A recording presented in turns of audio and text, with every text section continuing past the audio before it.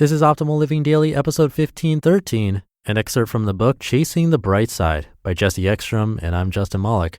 Welcome to Optimal Living Daily, or the OLD podcast, where I read to you from some of the best blogs I can find and get permission from, and sometimes books, like today.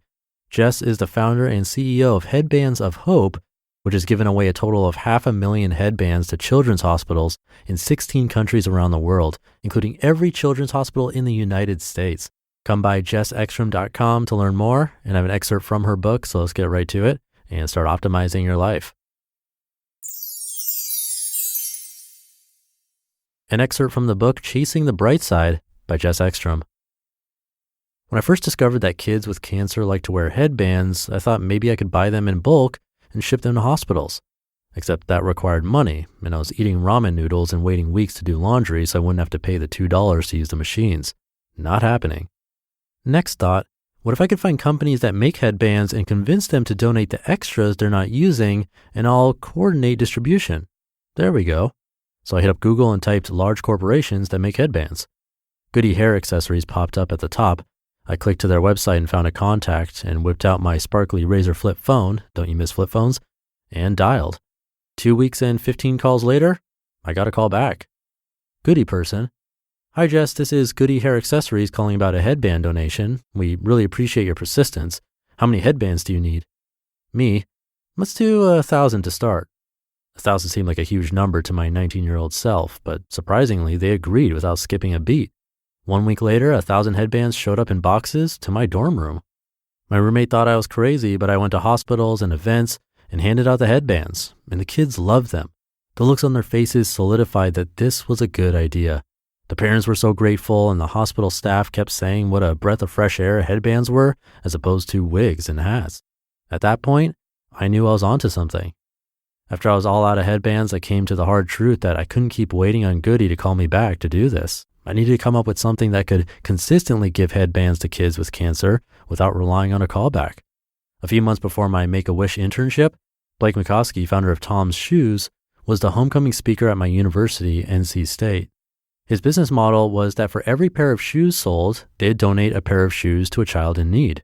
Blake talked about how he wants his business to be an example of how other companies can use their one-for-one model to make a difference, which I thought was super cool. You don't see many businesses giving away ideas and encouraging other people to use them. After a few crumpled sheets of paper, here was the idea. I'd sell headbands, and for every headband I'd sell, I'd donate a headband to a child with cancer. I called it Headbands of Hope. Baby steps are still steps.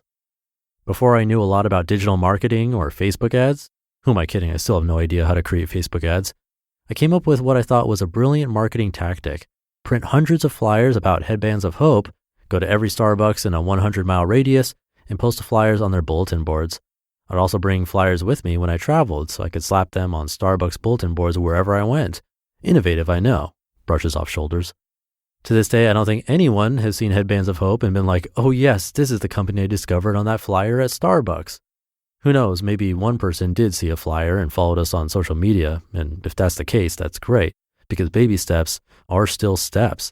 I was learning to walk, and that's okay. Give yourself some grace when it comes to hitting the ground running. You're going to make mistakes, and you're going to look back and laugh at some of the things you thought were a good use of your time. Let's face it, the success you have pictured might not be exactly how the story goes, but never dismiss yourself out of the gate. Either way, action puts you on a totally different playing field than being removed and stagnant. You are now a problem solver, a contributor, a difference maker, and you're in this club of people who went for it. You've graduated into a group of go-getters that just might lead to other opportunities you never even thought of before. But in order to be in the club, you have to take the first step, and then another. Before you know it, your baby steps will lead to firsts. I remember where I was standing when I got my first order on the website from someone I didn't know. I remember the first time someone wrote an article about me. I remember the first time someone asked me to speak about my story.